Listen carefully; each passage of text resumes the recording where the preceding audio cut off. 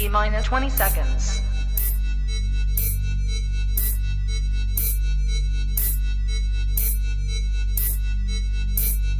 10, 9, 8, 7, 6, 5, 4, 3, 2, 1, 0.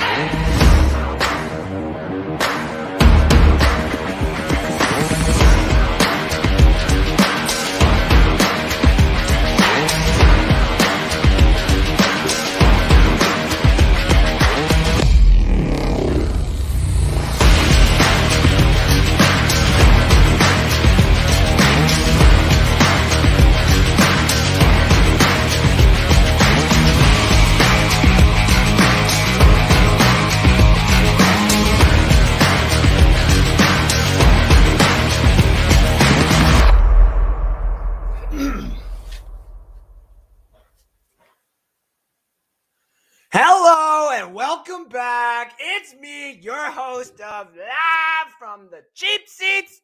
I am Andrew Faubert, and it is yet another victory Sunday night here live at Bucs Report. How we doing? How you feeling? How great is it for the first time ever, you Buccaneer fans out there, all of us get to enjoy one thing in common. We ain't never seen 6-1 to start a season like this before. Holy crap. So ladies and gentlemen, let's talk about this dub. But before we talk about this dub and everything else we're going to talk about tonight, remember to like, share, follow not only me at Andrew_Faubert on Twitter, but also Live from the Cheap Seats on Bucs Report, which can be found on Facebook, Twitter, and all across every social media platform. You can also like North Sports Dynasty. That is my sports broadcast that I put out with the fantasy football. Today, ladies and gentlemen, we are talking about the hibernating Bears and how they did not come waking up when they came to play us today. We're going to talk about the Aints and how my hatred for them starts now.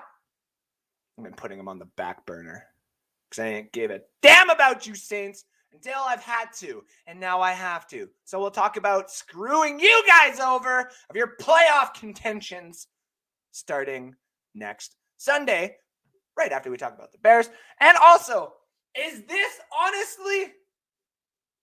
honestly, the greatest assembled team from ownership? Well, I would take ownership out of it. From GM to coaches to players ever assembled all time. It's starting to look like it. And I don't care what anybody says. They're all wearing pewter and orange skull. And sitting in boats throwing the Lombardi trophy everywhere. So let's get into the comment section. Tell all your friends. If you're watching the Sunday night game, you're watching the rain come down, you're watching the Colts get their butts kind of whooped right now. It's going to be a low-scoring game. Hoping that Carson Wentz throws for 3 touchdowns. I just threw $1.75 on it because it was stupid odds. I can win like $10 off of it. Like, why not? I'll bet that to see what happens. Other than that, all the other bets that I told you about have kind of been going pretty well. Especially if you laid those player props about those touchdowns and the players I told you to take throwing those damn touchdowns. Such a good weekend. Let's start it with the Bears. What happened to them? I thought this was supposed to be the number 2 overall draft. I got a hair that's out of place. There we go. Number 2 overall draft pick, in my opinion. Supposed to be the second best quarterback out of this whole entire draft. Has got an IQ very, very high. He can run a little bit. He's mobile. He's got a decent arm. He seems to read the field pretty well. Oh, that's before he played your Tampa Bay Buccaneers. Yeah, this rookie was scared. What happened? I mean, they were 3-3 coming in. He hasn't played the greatest, but he hasn't played the worst that I've ever seen. Then he comes up against a Super Bowl caliber team, and Matt Nagy and the rest of that squad had no flipping idea what to do. It's because we are just that good. Am I going to sit here and nitpick? Do you want me to? Joe Tryon, 1 tackle. Where the hell are you at? What is that it? That's all I can really talk about. The fact that Brady didn't throw another touchdown, there's really nothing to talk about. It's nitpicking at this point. Let's go over the stats here quick. Tom Brady, 20 for 36, 211, 4 touchdowns. 4 touchdowns. The guy is 44 damn years old, and he's still throwing multiple touchdowns a game, especially up against really good defensive teams. This is a good defensive team. Don't understate that. I'm not going to understate that. Whatever the key words on that is. The Bears have a good defense. We just wanted revenge. And guess what? We showed that depending against the team, depending on the squad that we're playing and depending on the personnel, we don't need Antonio Brown. But he makes this team so much extra special. So we can't say that we don't need him when he has been a major contributing factor to this team and all of its winning. Sucks that we didn't get him here this week. Leonard Fournette, 15 carries, 81 yards, and a touchdown. I told you to let him eat. We're finally letting him eat. And he's doing a damn good job. If we need to give him another 10 carries, Rojo's 63 yards on 10 carries would have been, so add that together, would have been $140 if we all give it to Fournette. But Rojo got the 10 carries, 63 yards. Keyshawn Vaughn got some of the work at the end of the game, 5 for 27, and Jalen Darden got a rush in there for 11 yards. And we're going to get to him in a little bit here. God, I love that man. And he is going to be good for our team later on. Let's talk about all the other players that were on the offense. Chris Godwin, 8 receptions for 111 yards. He was targeted 11 times. Mike Evans was targeted 10 times. That is absolute madness. But that's also what happens when you have the best wide receiving core in the league. Dallas is close. Dallas has always been close. Same with possibly the Chargers. Maybe even the Titans now. Might be forgetting one. Maybe this is what people are going to throw St. Louis at me. Or, sorry, not St. Louis, Seattle at me. No. We have the best wide receiver core in the league, and it's not even close. Maybe by Dallas, but it's not even close. They had all those targets, and we didn't need them to play in the third quarter. We still won. That was the beautiful part of it. Tyler Johnson got in there, 2 for 16. Lenny got 2 for 9. OJ got 1 catch today. Giovanni Bernard got 2 for 5. And Deion Yelder got 1. Can you believe that? The defense, on the other hand, a lot of fumbles recovered by our defense because we did one hell of a job kicking the crap out of Justin Fields. It's understated that our defense has been doing really good this year because we've all wanted to nitpick. That's just the way it is when we're victorious, and that's just the way it is when we are Buccaneer fans. We also got a lot of interceptions. 3 to be exact. Pierre Desir got 1. Jordan Whitehead and D. Delaney all got involved. The sacks, Jason Pierre-Paul got 2 of them. Shaq got 1. And Antoine Winfield got in there for 1 as well, with Devin White and Jamel Dean and also D. Delaney leading respectively in that order for tackles this game. What am I nitpicking at now? Honestly. Nobody wants to come on. Nobody wants to come on here and listen to me talk about the victories. Nobody likes the happiness, do we? No, I love it. I absolutely love it. Because this was the same team, respectively, that we lost to last year.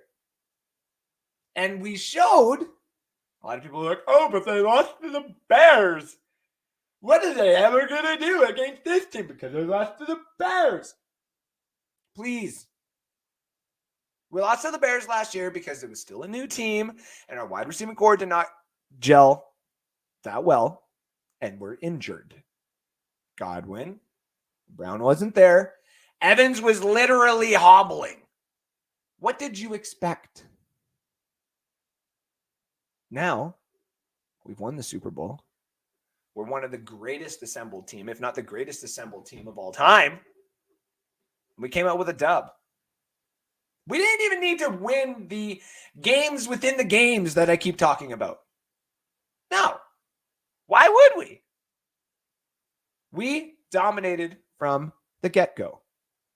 Our offensive line is the best in the league, and I don't even want to hear otherwise. I would have said the Colts. I would have said San Francisco's offensive line is looking really damn good. The fact that a 6th-round pick who has taken the starting role from an early 2nd-round pick is leading that team. That's pretty damn good. But ours is better. Why? Because we got a 44-year-old man behind that offensive line. And he's still alive. 3 years ago, people laughed at our offensive line. Oh, man. Peyton Manning's neck would snap in 2 minutes. Jameis Winston will never find success with this offensive line.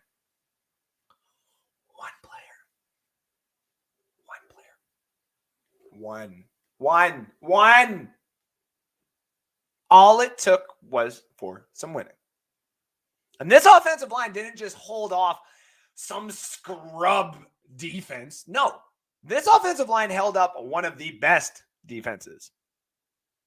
Chicago should not be understated for how good their defense is.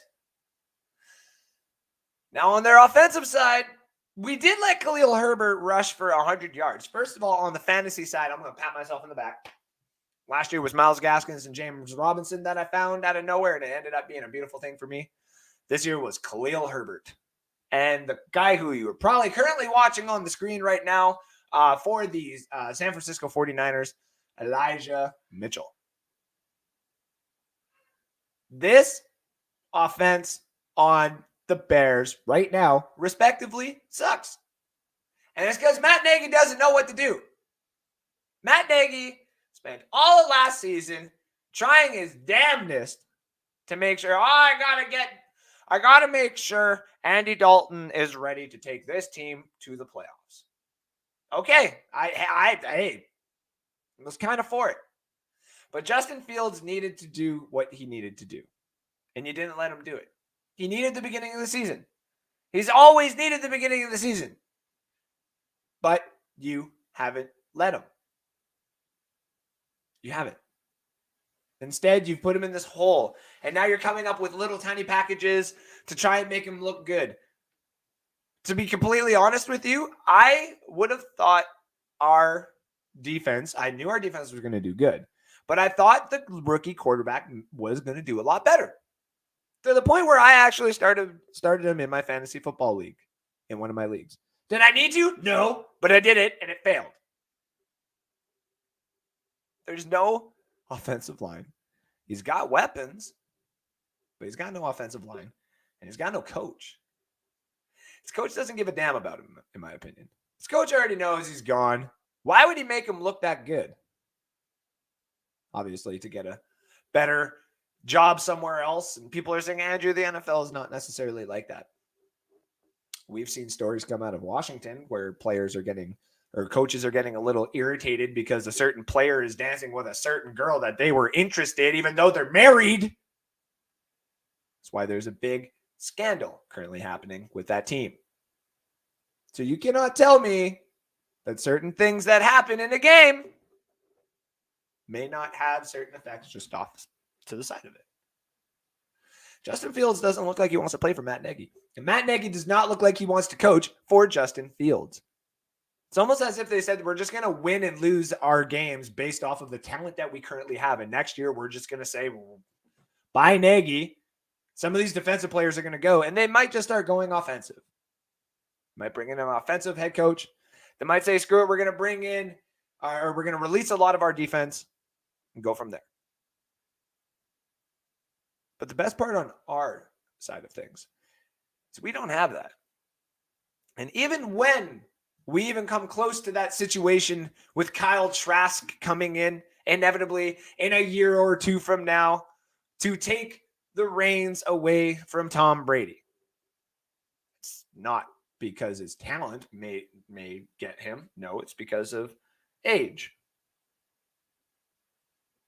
Our team is ready for it. The Bears and a few other people are not. I've started to come to this fantastic conclusion. And it's not just because I am a Buccaneers fan, no. That maybe we are just that much better. That the only reason we lost to the Rams is because they were running off of a brand new, fresh start. And Sean McVay really just pushes the damn pedal to the metal. When there's an opportunity, he's not going to let go. He wants to beat us. He wants to beat Brady. Brady took the Super Bowl away from him. It's inevitable. Now think of this. What other teams out there, besides the Rams, and I don't not just say the Rams because they beat us this season. What other teams out there can honestly beat the Bucs? The Bills? We're starting to get on a little bit of a hot streak. Don't necessarily think the Bills could beat us, but that's probably the best team out there. I'm more scared of our teams that we got to play in our division, though. NFC South. A division where Arthur Smith decided to take over the Falcons, and even though they keep getting their ass spanked, Matt Ryan is still throwing 300 yards a game. The Carolina Panthers started off 3-0, and everyone was like, we got to watch out for the Carolina. Oh, no, the Panthers. God help us all. And now they're in the sweepstakes for Deshaun Watson, and they put in an XFL quarterback in today over what was once thought to be the best damn prospect, not only out of USC, but out of college football at one point. Damn. And then there's the Aints. Got 13 minutes. I gotta wait. Oh, God, you're so lucky, Aints fans, right now. Got 13 minutes. I had 12 minutes, actually. I've even timed this segment out. Don't you worry. This team that we got today, we won 38-3. Our defense stepped up. Our defense finally looked really, really good. And that's only because we were playing a rookie quarterback. And honestly, the interceptions that he threw today were totally on him. He wasn't necessarily pressured. He just overthrew that ball. Basically the same throw 3 different times. It's really bad. But we capitalize. That's what we do. Buccaneers did it last year. Our defense did a fantastic job. I'm going to give them that. Our offense is what keeping this boat afloat. Our offense, arguably, this year is the best. The Chiefs at one point were reigning superior, and now they have fallen victim to themselves in paying $500,000 for a quarterback that is currently 3-4. You know, I just made a tweet, and I even tagged Tyreek Hill. I don't hide from him. I'm just going to say Tyreek Hill's name and hope that he sees it. No, I tagged him in the damn thing. You know what's really cool for our team and our players? When they get to look down at their fingers and see the ring, they pop it open and see the damn stadium they won the damn Lombardi in. They can't. Instead, they're sitting there in self-pity.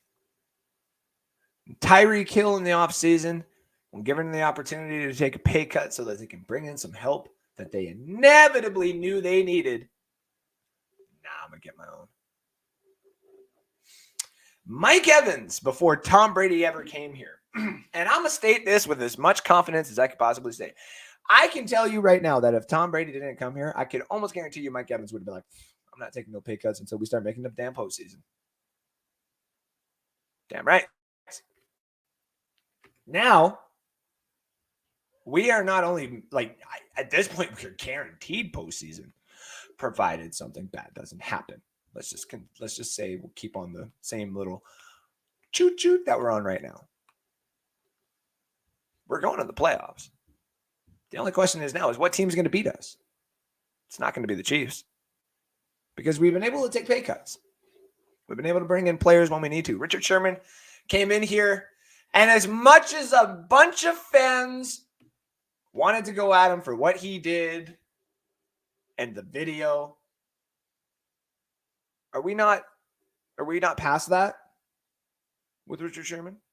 First of all, are we not supposed to save that for other teams that come at us and say, oh, blah, blah, blah, this? No. Or when that happens to other teams, that usually only happens to other teams when they're in the media. So all of a sudden people are saying, he did this and blah, blah, blah. Richard Sherman, why would we bring this player here? Guess what he is doing? Not only when he first came in here did he lead in tackles for the first game, not only is he doing extraordinarily well for just coming right off the street, if you really think about it, but he is injured and coaching the young ones. Why? Because 3 of our corners went down, and Jamal Dean is still banged up. So we're relying on Ross Crockle, D. Delaney, and Desire. Winfield and Whitehead in the back. And we still got people complaining. But the doorbell cam doesn't look very good. Who cares? We are winning. Antonio Brown got an opportunity with the Patriots, and everybody complained about that, and he came to the Buccaneers, and people still kind of complained about that. Even I did a little bit, but you know what? You got to suck it up sometimes when you are the best. It's the way it is. Until proven guilty, the rules state that they are allowed to play on our team. Obviously, if they, within reason. This was back in the day when OJ was technically the free agent. Nobody is going to sign OJ. This was the Ray Rice situation. No one's going to sign Ray Rice. The Buccaneers got something when they signed Richard Sherman. The Buccaneers put themselves, by winning games, in a situation where if you get injuries that happen like this, you can replace it. And not only that, your replacement sometimes will come out with more talent and more opportunities for your team and for you, the fan. Richard Sherman is coaching. Do you honestly think that's in his contract? Guy's not technically making that much. No. But he's doing it because of the culture. It's different here. It is different here in Tampa Bay. Let's see who the comments are talking today. Scotty Rogers says, go Bucs. Damn right, go Bucs. As Rick Hughes says, go Bucs, go Bucs, go Bucs. Winifred Bethune, we are going to the Super Bowl again. I basically agree with you on that. And I want to keep everything in order today. I'm just kind of waiting for my what do I call it? My after 10 o'clock official countdown where I can pop to the next segment. I'm going to love it. They got their asses beat. Damn rights they did. Nagy is ruining fields. Cole, thank you very much. Christopher Cole, by the way, I got these here. And at one point today, Christopher Cole, I looked at like Kyler Murray was in the tent for some reason and Detroit was winning the game. I'm like, mother effer, Christopher Cole might actually have something here today. Holy crap. Don't say that AB is our sleeper on I know. Like I said, we do need him. As much as I would like to see Tyler Johnson get a little bit more into that, no, he brings that extra to the team, which is absolutely amazing. BA said they left over 20 points. No, exactly. Give me 58 points on that. They got to stop at some point or someone's just going to get hurt. Realistically, of course. D-line was awesome today. Carl Hardy, thank you for tuning in.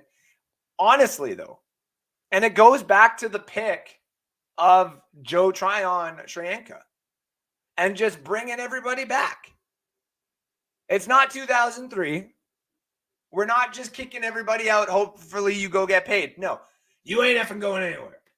You ain't effing going anywhere. And you ain't ever going anywhere either. Like that's just the way it is. Nobody's going anywhere until we are done here, what we want to do. And honestly, when everybody comes back healthy, just like they did for the playoffs last year, it's going to be so much better. And if we can hold the Bears to 3 points with people banged up, well, imagine what we're going to do when everybody's healed. Like, my goodness, I cannot wait. White needs to get better at 1v1 coverage. He got burnt a lot. Now, Jeremy Simacat, I think that's your last name. Thank you for tuning in today. Good point. Devin White, excuse me. I think the reason why he lacked in the 1v1 is because Lavonte David isn't there. I said last week they play this nice little 1-2 tangent all the time, and it allows them to think the same. It's like one brain there between the two players. That's why the dominance happens so much when both of them are on the field. That being said, we only have Minter. Minter is a good replacement. He's doing a hell of a good job, but he is not Lavonte David. Through and through. That being said, Minter is not going to sit there and do 1v1 coverage. When Minter's going to sit there and do more, say, a little bit zone and more of the rush and the run coverage and, that kind of stuff. Devin White has to do the 1v1 knowing that it's not his first read. He's still used to what, having David on the field and him not having to do all of it that much necessarily. So, though I do know what you're saying. And honestly, if he could cover all the tight ends and some of the slot wide receivers, he'd be the best middle linebacker in the league. And then honestly, he would be asking for top dollar. And then we'd honestly be really screwed if we want to bring every single person back here. So, but obviously I want the man to succeed. Definitely not saying I want a discount or anything. Winifred Berthude, what the hell are you talking about? Man, anybody know what the hell I'm talking about? Carl Hardy, White was making tackles all over the field and had a great game. Not sure what you were watching. It is one. I think you mean like 1v1 in the pass coverage. You know what I mean? Which again, I think he's doing good, but he's not doing great because the lack of Lavonte David there on the field. So, I think not 1v1 like on the player, like player to player. I think he just meant like on the pass coverage, but he's not doing that bad, obviously. Not if we run the ball like we did today, man. I cannot wait to see what Leonard Fournette is going to continue to do. Completely honest with you.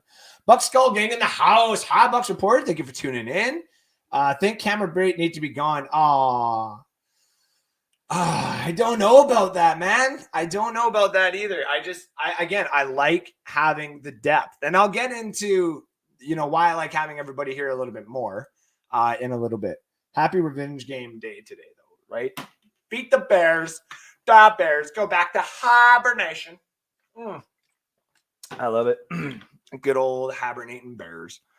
Hans Gruber tuning in today. Could you believe that Fields was seeing Darnold's ghost? Oh, man. I actually think at one point, if I'm not mistaken, somebody out there tell me if you saw the same thing. Could have sworn Justin Fields looked like he got literally knocked the hell out. Literally knocked the hell out. Like, I think he was literally knocked out on the field for a couple of seconds there.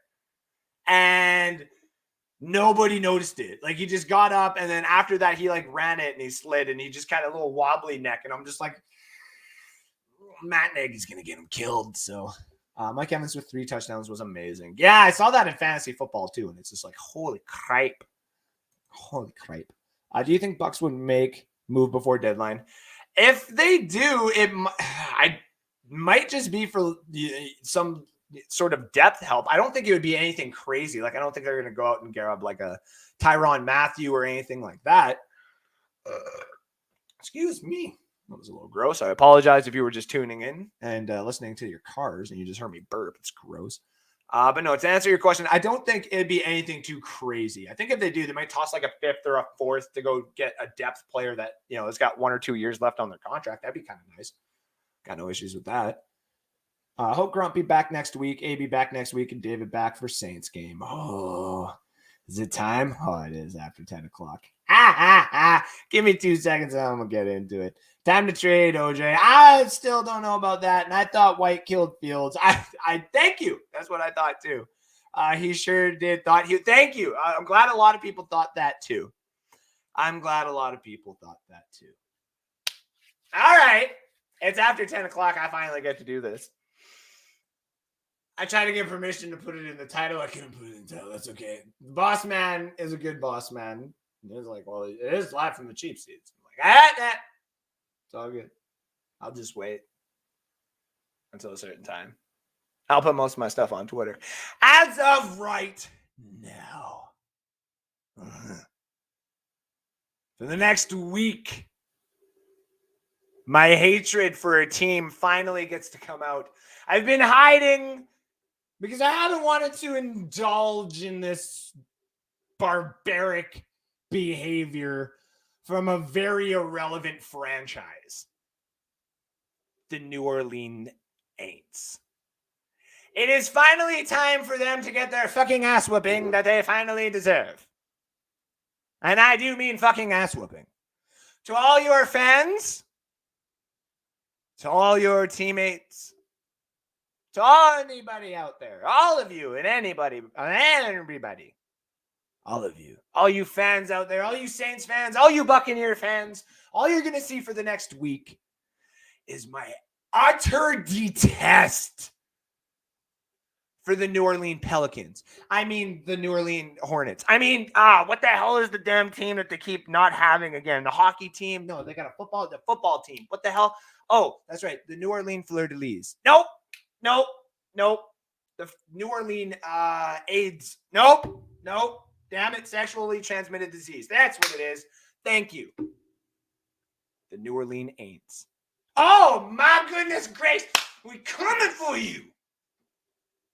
I've been waiting for this for months. Somebody wears a different jersey, and somebody thinks that they're pretty damn good with their little hip twitch, hip. Oh, I got hit in the bag. Get into the bag again. Where's my pillow? I can do this probably.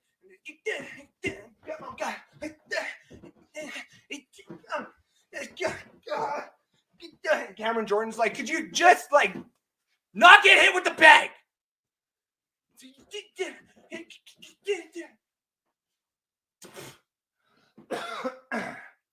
Isn't it seem convenient that a rejected quarterback would go to the rejected franchise? I'm just saying. And I got people not only in the lobby, I got people in the comment section who would also agree with this. If it wasn't for a natural disaster, you wouldn't have been handed the Super Bowl on a silver platter. If it wasn't for Brett Favre on 3rd and 10, just handing the fucking ball to Adrian Peterson and kick a 52-yard field goal to send his ass and the Minnesota Vikings, not the Green Bay Packers, to the Super Bowl, we would still never be talking about such a despicable franchise. God, they suck. The only thing worse than the Saints is my ex. And I hate that too. Honestly. My fiance is a perfect 11. A perfect 11. She wears a damn Bucs jersey. I'd fucking leave her. She wore a Saints jersey. That'd be the ugliest shit I'd ever seen. It's like Squid Games, man. Might as well give that to the last 10 contestants. I'm literally holding back throwing up right now because I'm talking about such a despicable fucking franchise. I hate them. Hate them. Mr. Slantman might be back. So we know where Jameis Winston's going to throw the ball. Congratulations. Oh, but Alvin Kamara still exists. Yeah, you forget that Devin White exists. Levante David might come back. You forget that Vita Vea still exists. You're literally... I pay money to watch the Texans before I'd ever want to watch you. Oh, my God. honestly, I would bathe in Maple Leafs gear. I would absolutely bathe in Panthers and Falcons gear before I'd fucking ever let a god darn Saints jersey in my house, let alone touch my skin. How do people live with themselves knowing that they wake up a Saints fan? Are you kidding me? Like, honestly, their colors are black and gold, which is literally, I can't do that joke. I can't do that one. Sorry, I'm going too far on this rant. Fuck the Saints. Week 8, Tom Brady. Jameis Winston's probably going to throw 3 touchdowns. He's going to have 4 interceptions, fumble the ball 5 times. It's basically going to be watching Justin Fields all over again.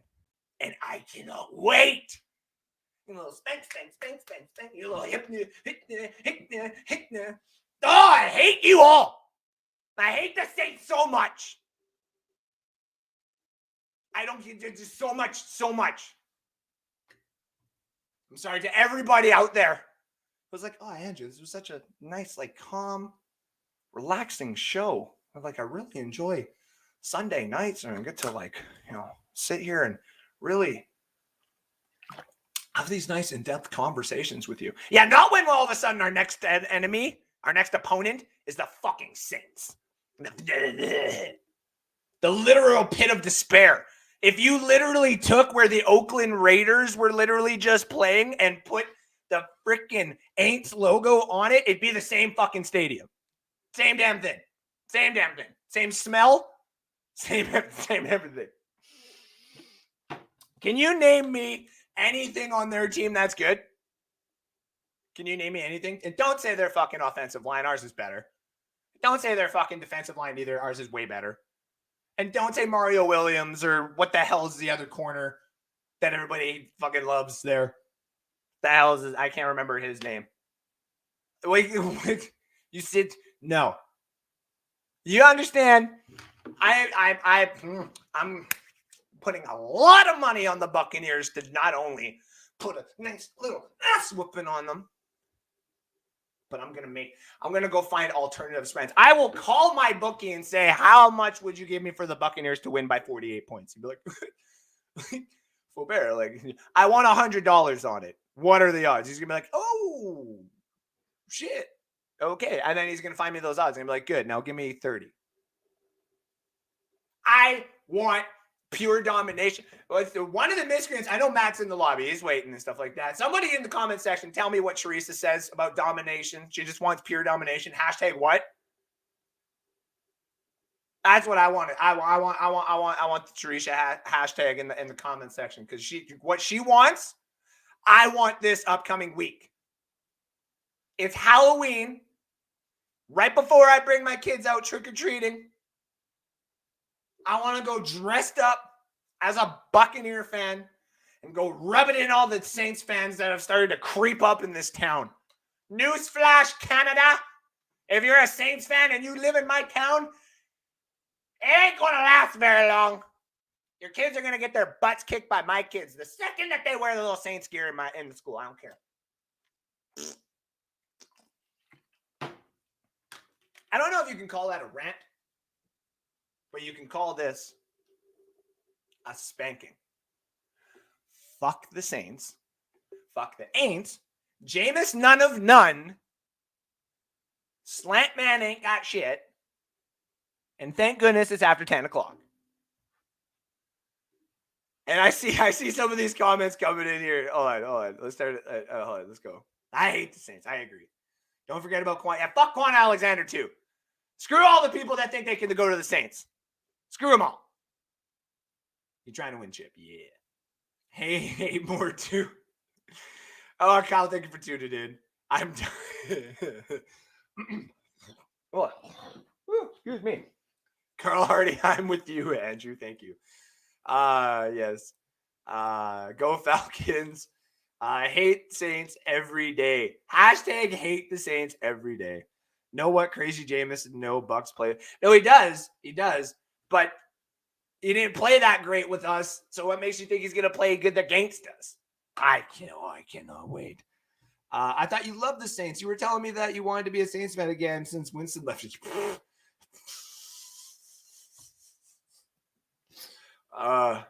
Literally, if someone ever sent me a Winston jersey, I'd literally just probably keep it in a box and pretend that it accidentally got thrown out. Like I wouldn't even. Mona K, hello. How we doing tonight? Callie AC, if the Bucs lose to the Saints, you should get decked out in Saints gear for 24 hours. Someone got to find me a Saints fan then, because I ain't doing it with my own Bucs fans just for their own entertainment. No, this would have to be me and some Saints fan. Some Saints fans are going to have to deal with me going at them for like a whole week of me just like waking up being like, good morning. Fuck you. Have a great day. Your team sucks. Have a great day. So much money. So much money on that game. I don't even care. And Rick's probably listening to this right now. He's like, okay, well, Andrew has even said before not to bet with your heart. So I'm probably going to take the Northern. I don't care what the spread is. I'm taking it. I'm taking it next week. I don't care. It'll be the only throwaway people can call it. No fucks given. None. I hope it's not. It's not. Even though the Bucs will dominate the Saints, at least they should. Fuck the Aints. Hashtag it. Hashtag it in the comments section right now, ladies and gentlemen. Fuck the Saints. Thank you very much. LF will run over. Leonard Fournette will run over Quan. Yeah, fuck Quan. Fuck Quan. Fuck the Saints. Hashtag fuck the Saints. Hashtag fuck Ken Holland. Hashtag fuck Jameis, none of none. Fuck them all. We're going to be victorious next week. What do they have? What does anyone have on our Buccaneers, honestly? And I wanted to get into this quick. And I'm going to get a guy in from the lobby here in a little and get his opinion.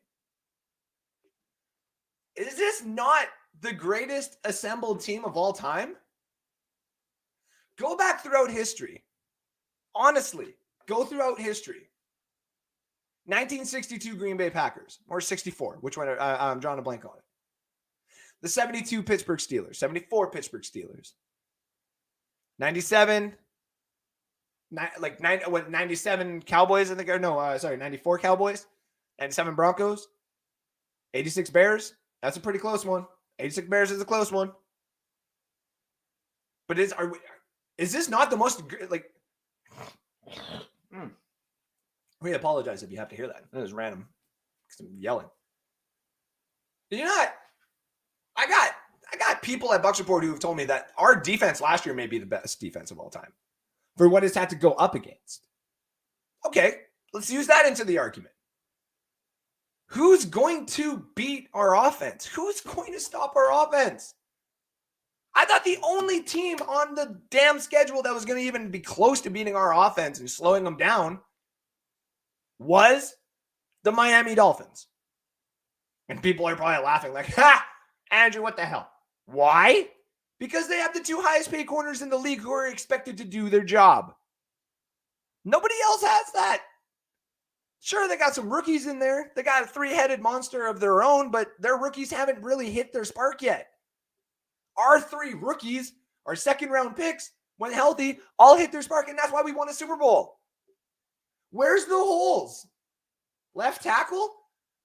As much as we hate Donovan Smith got his extension. He got paid. Whether it's because there was no reasonable replacements out there. We're not going to pay $30 million for Trent freaking Richardson, who I'm just watching do a pretty damn good job right now. No. But we made sure to keep everybody in-house. Our running backs, Rojo, Fournette, Vaughn, Bernard, last year, Shady McCoy. Guys, they're doing a damn good job. Sure, they're their weakness right now, but that's because it's the only thing that we find right now to be the weakness. Hell, if Leonard Fournette doing what he did right now and we had the same squad before, he'd be the highlight of the game. Where's the holes? What teams are better? Honestly, I'm not trying to ride this horse because I got fans. I'm not trying to I'm not the guy that starts something just to get a rile up on everybody. But we got a 44-year-old man who has seen every single defense and look that has been thrown at him right now.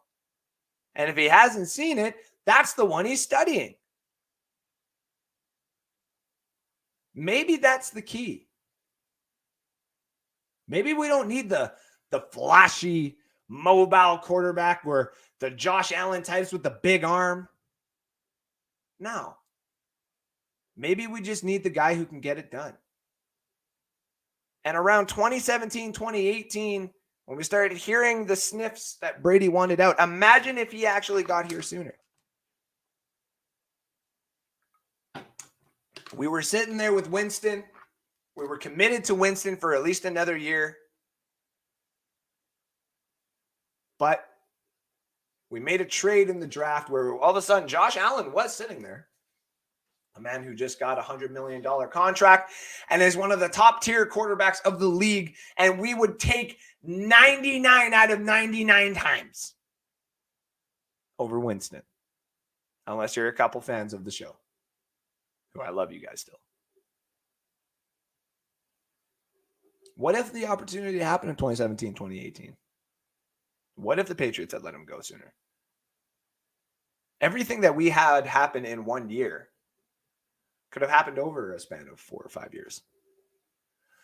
The winning culture that I said I wanted and I was really hoping for, man, it could have been here.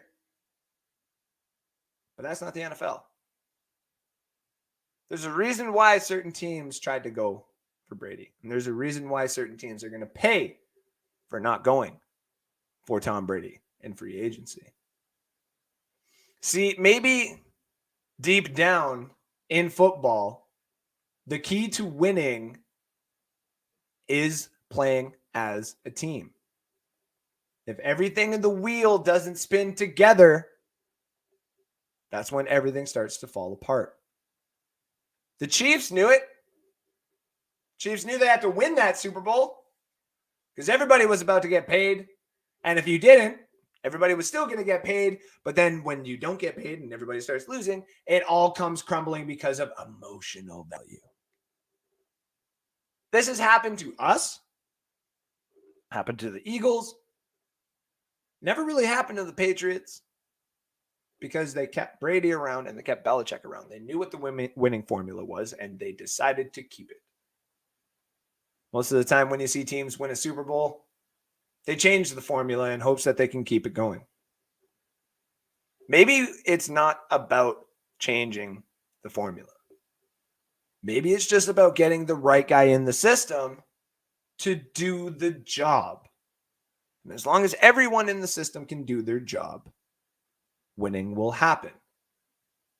Think of this for a second before I start bringing in some guests here so we can all start talking about the Bears' defeat today. We talk about Antonio Brown and Gronk and everybody coming here because Brady came and that's just the Brady effect. Of course, hands down. If Kyle Trask comes in say 2 years. Brady comes and plays next year, then retires. And he keeps the winning culture alive. Got a few holes in the system. We make it to the playoffs. Throws a couple of games, a couple of 300-yard games, maybe even a 400-yard game.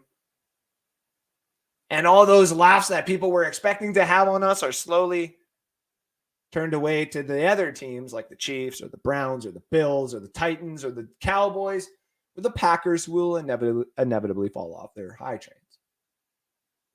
What if we keep this winning culture going?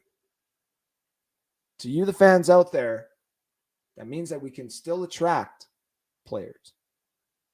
What we're doing right now is not just all of a sudden going to change unless we start losing. And we're not losing. Because this is it. As Fournette has said to Richard Sherman when he first got here, it's just different here, man. And to be completely honest, being a football fan here in Canada now feels different. Feels different being a Buccaneer fan. Because we knew we were going to win. Not many people watched the game today. Can guarantee that. Not many people at all. Because they knew they had to go to one thing right here. Right here. Check it out. Oh, is the game over? Oh, we won, right? Oh, 38-3. Well, they didn't even score a touchdown. That's better than what I thought. Hells yeah. Yeah, check the highlights later. Can guarantee you next week, though, doesn't matter. It's too much riding on the line now.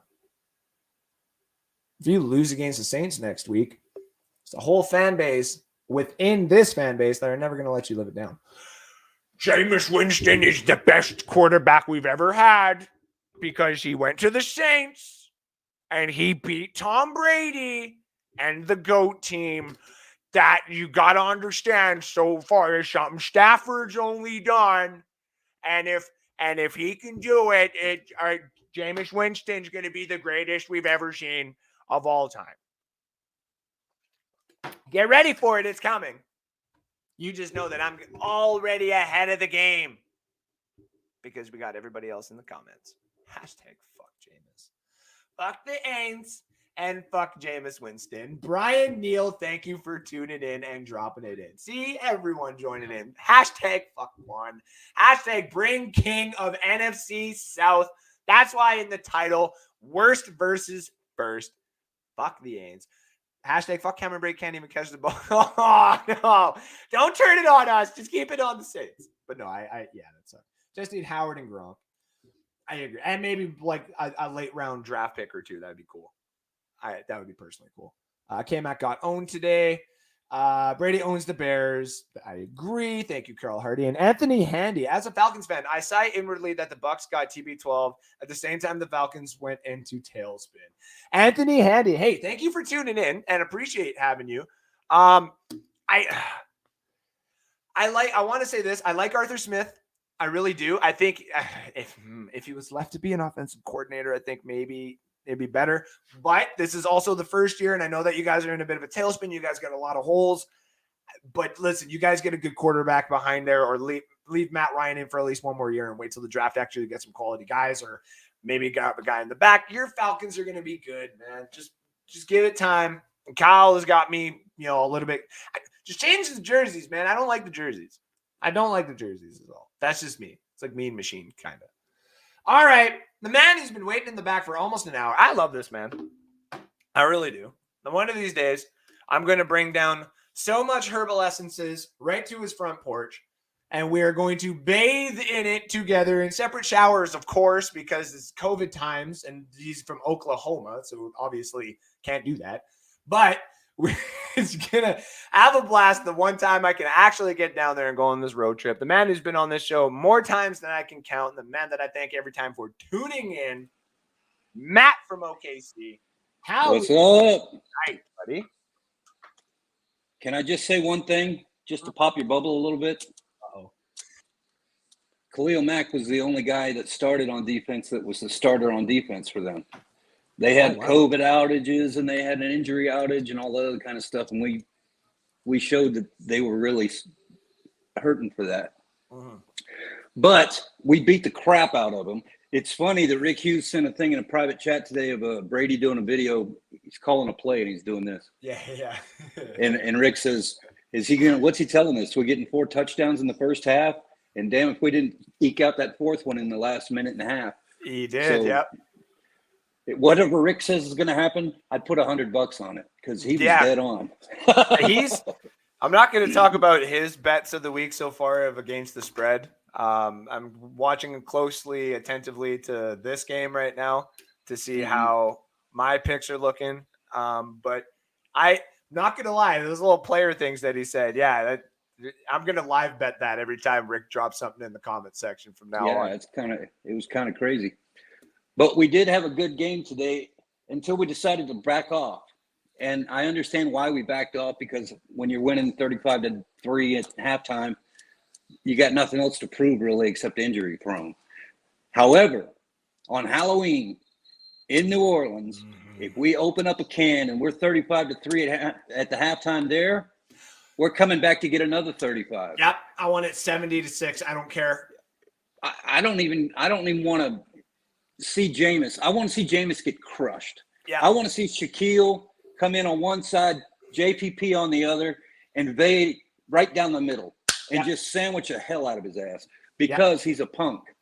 And when he's done with that game, after we whip the living hell out of him, we'll get one of the big Run DMC rapper chains, it's got little big old bolts on it with a 5-inch L. Hang it right on his head and walk off.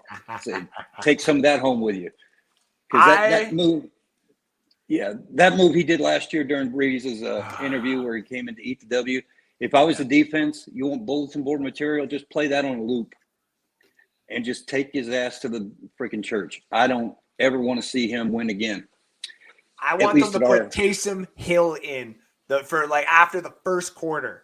I want Jameis, because there's a certain someone, but out of respect for my job, I ain't going to say the person's name, but certain someone who came after me last year has also been on social media being like, Jameis Winston has some of the best, highest completion percentage of over 50 yards or whatever. And I'm like, yeah, because he's blindly just going, okay, cool. And he's letting them go. And 50-50 balls have been really good in his favor. Congratulations. Do you honestly think Antoine Winfield's going to let any wide receiver just all of a sudden sit and go up for a ball without their spine being broken?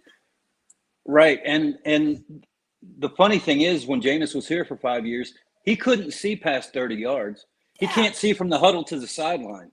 So when he was throwing a deep ball, he was throwing it to a spot. He didn't know who the hell was down there. Now he's had that LASIK or whatever they did to his eyes, and maybe he can see now. But now he doesn't have the tools. Because what we showed today with Antonio Brown out and we had 4 players that were out of the game. Out. Yeah. And I'm trying to think. Richard Sherman, Levante David, Antonio Brown, somebody else from the offense. I can't remember who it was. Yeah. Oh, Gronk. How the hell do I forget that? Yeah. Okay, so those are the Brady bunch. Those are players that came in with Brady. So everybody that played today against Chicago was a team that went 7-9 with Jameis and opened up a living hell for Chicago today with a good quarterback. So what you're seeing here is we could have been, since we drafted Mike Evans, if we'd had a good quarterback, somebody that knew what they were doing, that was upwardly mobile and not stupid, then we would have grown from that point on. Where Brady comes in a year and a half, he's got this thing down to a science. It's like he's just making noodles. It's not hard. Yep. Boil the water, throw the noodles in there, and wait 7 minutes, and we're good to go spaghetti, right? Yep. So it's not rocket science. And he's showing you that. He's like, okay, you're going to put this and this and this together. That means that's open over there. I don't have to think anymore. Hut. Let's go. Boom. 3 steps and out. And Jameis couldn't do that to this day. If you get him looking at one preset, and Todd Bowles knows this, Todd Bowles is going to just blow his brain up because he's going to show him one thing, and at the snap, they're going to go do something completely different. Which is exactly what they did to Fields today, too, sometimes. Yeah. And, well, that was a rookie, though. I felt bad for that kid. I did a little bit, too. I'm not going to lie. Well, when they came in at the very first, we got the ball Chicago took the ball on the initial kickoff. Yeah. And we plastered his ass on the second play. Yes, we buried him under 700 pounds of man. Just boom. And they went 3 and out. And we come down and scored. Then they come in again, and they were just going. They were sending the house every single time. And he had no time to think. And he got turned purple by the time the end of the half was over with, I'm sure. Exactly. But that's what you do to a rookie. But you can do that to Jameis right now. And anybody out there, the FSU fans that want to say, oh, you're a Winston hater and all that crap, I gave the guy credit. I gave him a chance. 3 years I put up with him. Exactly. 3 years I put up with him. The 4th year I was getting pissed off. And by the year 5, I was saying, if you re-sign that guy, you're stupid. Thank you. That's just – and I got yelled at by somebody back in the day when I said Jameis is like Jamarcus Russell. He's got all the tools. He's tall enough, big enough, strong enough, mobile enough. He's not going to be a Russell Wilson, but he has everything God could give him except a brain. Yes. He could not do the decision. He's childish. Jameis is childish. And here's the thing. Some childish quarterbacks have won. It's the situations that they're in. And Right. what I've seen now, this last year and a half, and what I even saw today, despite the defense being torn up and everything like that on the Chicago Bears, what I've seen now is there's 3 different types of quarterbacks and quarterback play in the league, and three different types of teams. There's the teams that are set for a rookie quarterback to come in and rebuild with them. There's also rookie quarterbacks who are, that. There are intermediate quarterbacks like the Ryan Fitzpatricks that we've seen. Now all of a sudden it's the Tyrod Taylors, and you go back in time and talk about the other ones there. There is those type of quarterbacks. They're stopgap quarterbacks. They're good for when you have, say, medium teams. Medium teams are the teams that usually finish right into the middle, usually, right? But they don't have an identity. They have talent, but they don't have an identity. So that would be right now, say, your Las Vegas Raiders right now. Before the whole Gruden thing, let's say. They had talent, but they had no identity. Then you have teams like the Buccaneers before Tom Brady. They are built, and they don't have a quarterback. Okay? Exactly. They're missing a piece. Yes. Then, of course, I guess you can say the fourth ones are the teams that have the pieces. Everything aligns. When we had Winston, we had the first year, we had a team around that was in the middle. Is we had no identity. We just had talent. And then the quarterback play was the rookie into the rebuild-ish. That didn't work because of just the way that Winston played and the way that the team was. So it's a hard reality for us where it's like, okay, but we can't take our first-round quarterback. We have to do something with the team. But the team itself actually kept the same, say, for the 5 years. Except adding some of that talent in there and putting in the mentality of losing all of a sudden made it where it was like, all we need to do is just put one quarterback in here, right? And not necessarily just, pick a quarter or pick a coach and go. Of course, bringing Bruce Arians out of retirement was definitely a key piece of that. Right. But it was essentially, this team is ready for a quarterback. We got our quarterback, and everything, of course, came with it. It is the fact that is the GOAT that, you get the Antonio Browns and everything like that. Rick has even said before, you wouldn't get this with Russell Wilson or Aaron Rodgers coming here. I've pushed back on that a little bit where I've said, I think maybe, but you wouldn't have had some of those players obviously coming. Like there wasn't the chemistry with Antonio Brown that had been developed. Right now we'd have Randall Cobb in our slot. Now I can accept that respectively-ish. But then if Russell Wilson came here, and he just, the mentality where he doesn't fit in Tampa. There's just he's a runner. He's an RPO quarterback. And that's not how we're structured. He's a little bit more of I don't want to say refined, but he's laid back. He's kind of to himself, right? He's like, I have my religion and I have my stuff. And Seattle's kind of embraced him because they never had that before and they built upon that, right? Right. Same with the Colts with Peyton Manning, essentially. And the Colts never necessarily had the success. They had flashes just like the Bucs and some other teams throughout history. But then, of course, when they had Peyton Manning, that culture changed. And now they expect greatness. That's why when Peyton Manning left and they were like, we're grabbing Andrew Luck, they were like, okay. They've been snake bit with that since Andrew Luck had to retire. That their long-range plan for him, they would have been somebody. And a lot more consistent than what you're seeing in Kansas City right now, because Andrew Luck and the team that they have up there in Indy, the structure of the team and the ownership and the management, they're built towards wanting to be winners. Yes. And Kansas City is living off of ideas that they had 3 years ago.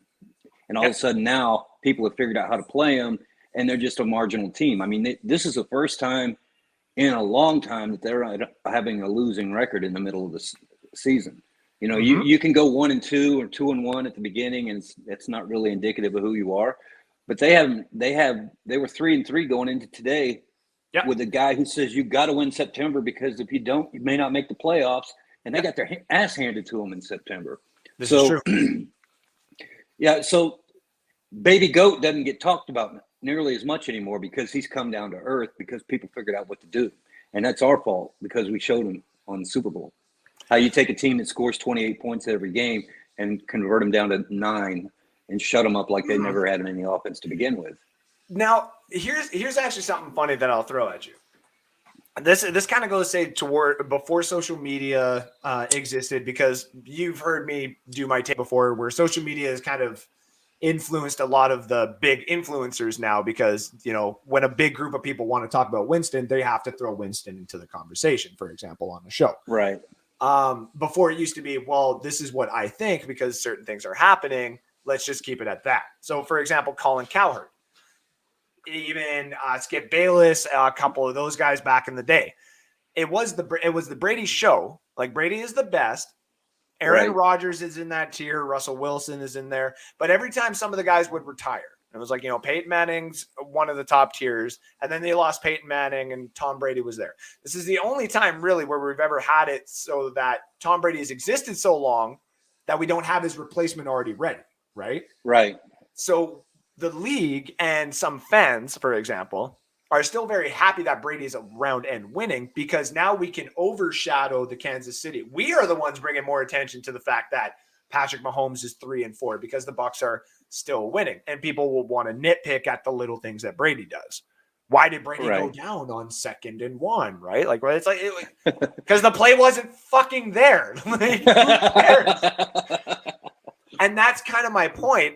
It's not necessarily a shot just at Winston. It's a shot at all the athletes who, like, this is the way that I'm going to do it, and there's no other way. Okay, that's fair.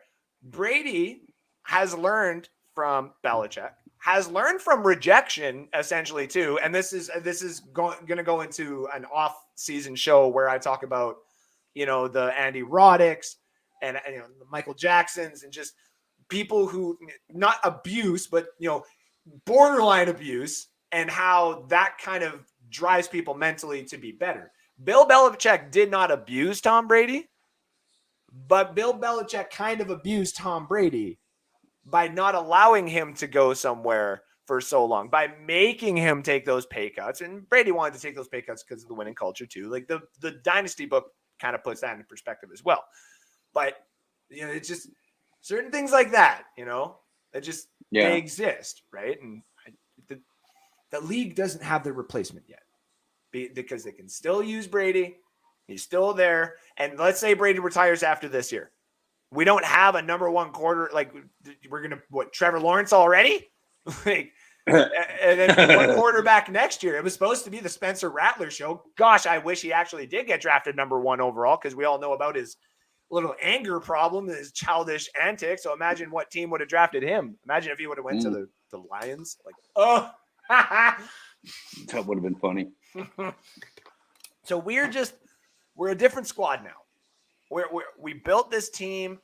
It had an opportunity. Many other teams out there in the league, in my opinion, have this opportunity. For example, a lot of people have said if Deshaun Watson was to get traded and all the charges fall and blah, blah, blah, blah, there's only 2 places that I think he can go to and say instantly and that he would have success. One is the Washington football team, but I don't think him going into that culture, unless they completely changed it, is a very good idea. It's a bad deal. That's no. Yeah, that's the thing. If it wasn't Dan Snyder, say if it was a completely different owner, you know what I mean? Like, say it may well be next year. I mean, Dan Snyder might end up being like the dude that owned the Clippers. They might just right. say, you know what, That's give me right. back the keys to the car. You can't play this game. Which is good, because Jeff Bezos will literally just be like, I'll give you $10 billion and just shut up. Yeah, 15 and a downship on a rocket ship. Yeah. Down payment on a rocket ship. We'll take you to outer space. I will literally rocket these players in. I just saw Washington football team is a complete dumpster fire right now. Yes, because they've had to go to Heineke, and it was a game plan for Ryan Fitzpatrick. That it's the same thing with Chicago too. But as much as we don't want to think these quarterbacks are top tier, if the game plan is at the beginning of the year to go with this quarterback, that's the reason why they're having this dumpster. Yeah, right. Heineke and their defense is not performing either. No. And I'm not exactly sure why, but here's the thing. Deshaun Watson goes in to I know that. why. You want to know why? What's that? Because Ron Rivera was on cancer treatment all last year, and they were all behind him, but he wasn't doing the coaching. That's true. Now he's back, and bless his heart, he won. I mean, he didn't succumb to cancer, which I'm happy for that. Yeah. But he's got his hands on it now. Yes. And now look what's going on. So, I mean, it's cruel to have to say it that way, but that's the one, when you look at all the parts, that's the piece that changed out of the whole Rubik's Cube. It's true. So now it's a purple square and it doesn't fit. You're not wrong. To finish my point on that, I think Deshaun Watson, just with that offense on the Washington football team, would be enough to be like the Buccaneers, where it's like, listen, even if our defense is depleted right now, eventually it'll figure it the fuck out, and our offense is just going to score 45 points a game. It's like Terry McLaurin would be the number one fantasy option of all time if Deshaun Watson went to Washington football team. Like, my God. Also, the other location, completely. I know a lot of people would be like, really, even after this year, looking at put him on the Broncos. Then you go fucking. No, I'm just saying. Deshaun Watson on the Broncos, because the Broncos' offensive line is actually okay. Like they are middle of the pack in the league. They are okay, and they're just injury riddled right now. But here's the thing: you imagine Terry McLaurin on the Washington football team is one thing to pass to, and having Antonio Gibson is another thing. That's fun. That's cool. But their offensive line is good too. I get that, and I got it. Denver got two number one fucking wide receivers, Jerry Jeudy and Cortland Sutton. That's 1A and 1A. Like that's scary. And then on top of that, their running back, they got two right now. But Javonte Williams is going to take that lead role next year, and he's insane. And they can easily go get like a second round running back to be their pass catcher, and then all of a sudden they're set there.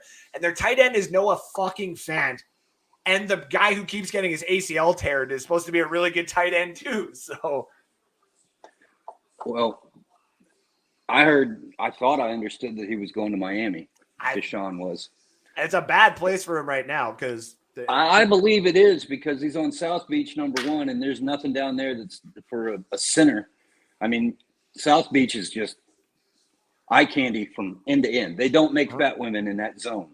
That area code, there's no such thing as a woman that's out of shape. They're all stacked up like a brick house. And then he's going to be, he's got this thing for massage parlors and stuff. Oh, dear. There's plenty of that crap going on down there. Plus, I think Florida has at least medical marijuana. Damn right. So everything is there for him to take. Listen, that's why they need a team up here in Canada, man. You know, no piss tests. I literally just walk into the arena and I'm like, this for you, this for you, this for you. I got the big guy. I can't get you that, but I got you this. And it's all legal. Like every single time I just walk up, 30 grams. Here you go. Here you go. Here you go. Here you go. Wow. Yeah. Wow. That's why, listen, I still hold out that one day, just one honest fucking day that it would happen. That the only way it would happen, and to be completely honest, I think someone like me would have to approach our Senate or our House of Commons here in Canada and do it. But we've always had a problem with the basketball team, the baseball team, even the hockey team as well, being able to hold good players because of the money and the taxes that we have here in Canada, and especially the province that Toronto plays in. Mm-hmm. I've always said, why don't you just eliminate that and call it a sports tax? So, for example, the team itself, like the franchise, so the Raptors or the Blue Jays or whatever, would swallow just for people who are listening, understand, $100 million a year, right? And that's like, whoa, what the hell are you talking about? Why would we do that? Now, all of a sudden, when the Raptors had Kawhi Leonard, the big issue that was overlaying his head was, oh yeah, I can get the max. That's completely true. And you guys will trade for the guy that I want. That's fine. But the taxes in your country are going to and it's cool. Exactly. Yeah. Like that's the two main things. We some people can get over the cold. Like Josh Allen's actually embraced it over there in Buffalo. So that's kind of cool. And Kawhi could have, but it's the taxes. So all of a sudden, if you just allow the player to make his contract and the organization swallows it, and you literally just make that money back from revenue of people filling the stadium to see a superstar, now all of a sudden you bring an NFL team over. Now some of these Americans who would all of a sudden be like, I would never go, no offense, Canada. Like, I'm not playing professional football in the frozen tundra. Now all of a sudden it's like, okay, here, how about this? We're not gonna tax you. Like, oh, okay, cool. Well, still, I don't know about living in Toronto. Well, how about this? Toronto's actually the 6th most populated city in the world, or something stupid like that. It's like, whoa. Actually, I didn't know that either. Then you start telling them cannabis is illegal. You start showing them about Niagara Falls, which is like an hour away, and some of the cool cabin areas. Some of these people start going like, and no taxes? Like, what the wait, what? Like, whoa the hell on here. So well, I think you guys have socialized medicine and all kinds of other programs, don't you? Yes, so, I mean, that's why you're taxed to death. That's what we're fighting here in the U.S. with Mr. Biden and his ignorance. Well, it doesn't work with an American to do that. And a professional athlete doesn't take advantage of the common everyday doctor anyway. Nope. It's more the Tom Brady exclusives. You got this one doctor who does everybody's knee. You got one doctor who works on all the pitchers' elbows. It's always the same guy across the league. Doesn't matter where they're from, because they can afford to pay him. And they're not worried about insurance. They're not worried about co-pays. They're not. When I'm making $110 million over 5 years, I don't give a shit how much it costs to get my finger worked on. You want to put a pin in there? Okay, fine. There you go. Have at it. Yeah, no, exactly. And so it's a different animal than a blue collar guy who might go up there to say Amazon opened up a warehouse in Toronto. I don't know if they got one there or not. Oh, they did. They got one over here too. They got like 2 over here. Yeah. So you take a guy from Chicago and move. He wants to transfer to Toronto because he likes the weather there. I don't know what the hell. Yeah. But his pay that he's getting in Chicago is going to be like $21 an hour. And he's going to go to Toronto and make $25 an hour, but his tax burden is going to be 60% versus 20%. Exactly. Yeah. And they don't realize that. And I've always been on the side. Like, you could tax me like 95% of my taxes. You know what I mean? Is if I can go to the grocery store and just grab whatever the hell I want, and I can walk into basically anything and just grab whatever the hell I need to live, kind of thing. And then I'm getting like $50 every paycheck or whatever. And like that goes to, I don't know, going on a vacation because I don't need it for anything else. Then, okay, cool. But that doesn't happen. And no, that's the other thing in this. Exactly. With the doctors and just the medicine, like there's obviously many other different things that would have to go into it. I dream because the way that they can set it up too, like for these fans, because not going to lie, I know it's hard to sell football in Canada, especially in Toronto, because they can't even fill it for the Argos. I'd freaking move. I'd be gone. I already told Kim, like my fiance, that too. I'm like, you're packing up the kids and we're going, or like, no offense. Yeah. Like, I'm leaving. No, just kidding. But what I've said before too is the way that they would set up that stadium, it would be a baseball stadium because they're already talking about building like a really super big stadium for the Olympics or the FIFA World Cup when it comes around. Right. Soccer's already getting big there. So they can make their downtown area where they already have a couple of these, the big 5, where you can have your MLS, you have your Blue Jays, you have your Raptors, you have your Maple Leafs. Now all of a sudden you got an NFL team sitting there as well. Like, what? That would be kind of cool. But obviously there's many different things that got to come into it. And you know what? This is going to sound dumb to you. Every time they do a poll in Canada, when they ask all these questions about like running a team, the only question that ever gets the most traction: roof or no roof. That's in Toronto? That's literally the only thing they care about in Canada. Would it have a roof or wouldn't have a roof? And people who vote for a roof are just a young crowd who don't give a damn about, the tradition of football. And the people who vote no roof are a bunch of people who, like me, who just want to see snow games all the time and have our advantage over everybody else from the South. Okay, but you're too young to remember the Metropolitan Stadium that was in Minnesota. You might have been a toddler when it was being done. That was before the big air balloon. They built the big parachute dome to replace their outside dome, which Fran Tarkenton played in when I was a kid. Yep. And you would see these fat drunk bastards up there in the freaking high sections. There's 4 feet of snow on the freaking turf. Oh, you know? yes. They've blown it off and put it on the sideline. So the sideline is actually 3 feet taller than the grass. Yes. And you got these fat bastards up there with their bellies and shit, no shirt, running around shaking their jelly on every damn commercial. That's perfect. And that's why you went to Denver. That's why you went to Minnesota, to see those kind of idiots up there. And that was back when O.J. Simpson was playing, and the Buffalo wideouts that they have down there. Yep. That was what that was the big deal, because you were watching the crowd, and these dedicated fans, they're up there getting fucking pneumonia, drinking their ass off. And they're not healthy because he weighs like 285 and he's only like 5'7". And but then they true, built the indoor stuff and it spoiled people. See, that's what I don't understand about Tampa. Tampa's big. When you go to Denver, you got Mile High Stadium, so the balls float different.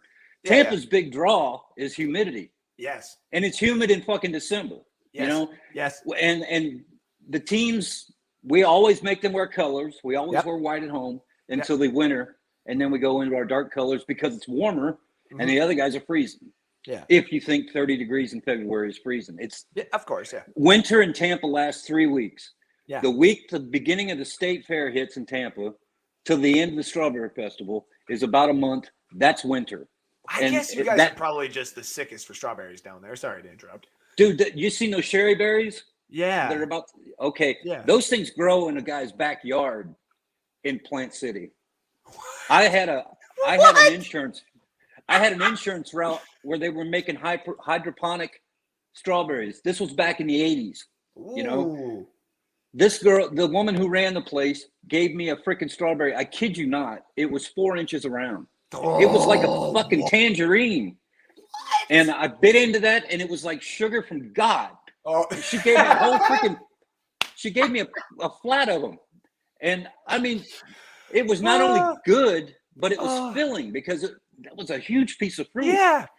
And she made the hydroponic version of whatever the type of strawberry that they use for Sherry's berries. Yeah. They were twice that size. Yeah. And once you go to that, the Strawberry Festival is an annual ag fair that they have down there. It's the second runner to the state fair, but it's a big deal. I mean, I saw the Statler brothers there. I saw the Freddie Fender play there. I saw a couple of other country acts back in the 70s and 80s with my dad, and it was all free. So you go there, and it's $7 to park your car, and everything's free until you buy tickets on the midway. Yeah. So there was plenty to do without that. And the big deal is they give you a strawberry shortcake. You get in line, you wait in line for an hour, and then they give you a shortcake, and they give you this long freaking line of strawberry syrup, this strawberry, that type of strawberry. How about this strawberry? You want that strawberry? Okay, have that. Or we will crush them for you, and you can put that in there on top of the shortbread and a little bit of whipped cream. Oh, you don't like whipped cream? How about some chocolate? Oh, okay. And then everybody sits down. I never wanted jam more in my life for strawberries. Like, I'm not even like a big I don't eat those. I like to blend it all up, but I'm more like I would eat raspberries before I would eat strawberries. I mean, if you're not a strawberry person, but it's the point of it is that they use that for you got to see the stuff that you could not buy in stores. You could get there for free. Christopher Cole says he's been there so many times too. So got like actually, and then that's Anthony Handy's. That's a whole damn meal. Yeah, see, people down there in Hillsborough County and Pasco County, they know what that is. That's the shit, man. You go down there, and it's a fucking strawberry as big as your fist. That's what I'm saying. Like, we shouldn't be calling things strawberry cheesecake anymore. It should be cheesecake of strawberry. Like when you have these strawberries this side for these breakfasts or these desserts and stuff. Because when I went to Jamaica, listen to this. I went to Jamaica. They had this berry. It literally looked like I kid you, kind of a joke. It's like a blueberry, kind of the shape of like a man's dick. And I'm like, I'm not just eating these. And they're like, no. They just grow on the side. They're like, you're fine. You grab a bunch and you eat them. And I'm like, I'm making a bunch of jokes and stuff like that. I'm like, I'm not eating crushed dick jelly. Like, I'm not doing that or anything like that, blah, blah, blah, blah. And I ended up getting the wrong crepe. So it's like those little pancakes, little whatevers or whatever. Yeah. I got those every morning. Tried one the first morning, fell in love. It was like, oh, what in the hell is these damn things? Trying every flavor. So I was like, told them, You give me all the flavors except for like your berried one. So it was like, unless you got like a mixed berry, then sure. But like I don't want none of it. And they're like, okay. And they accidentally gave me that berry one, like the crushed dick jelly berry thing there. And I was eating it, and at first I took a bite, and I could, tell like it was a jam. And I'm like, oh, I said no jam. Oh, what in the hell are these things? And like, again, I'm not a big jam guy, but I was just like, I could get addicted to things like this. And now I'm just thinking, like, listen, I don't like strawberries as a whole, but like strawberries all crushed up or something like that in a crepe like that. I need strawberry crepes now. Yeah. God dang it. Oh yeah. Okay. The state fair has the state fair. Yeah, it is better because it's cheaper and it's more down to earth. Okay. And she's right. The state fair is corporate as hell, but the state fair has a strawberry a with cheese. Starch. See, look what I started. Look what I started for you in Canada. This is my gift to you, Anthony. Andrew, this is my gift to you. Now you'll have all these. Somebody's going to start shooting you pictures pretty soon from there. I'm going to need to find a location in Canada that has like fist-size strawberries, so I could just cut like a little bit of the top, put some like, I don't know, a little bit of whipped cream on it, put some chocolate syrup, and then just drizzle crumbled like cheesecake on strawberries are kind of hollow anyway. So when you cap them, they're kind of shaped like a plus sign on the inside. You could shoot that with Hershey's and then top it off with a little bit of the whatever. And just set that on the table. We're going to end this show. Copyright.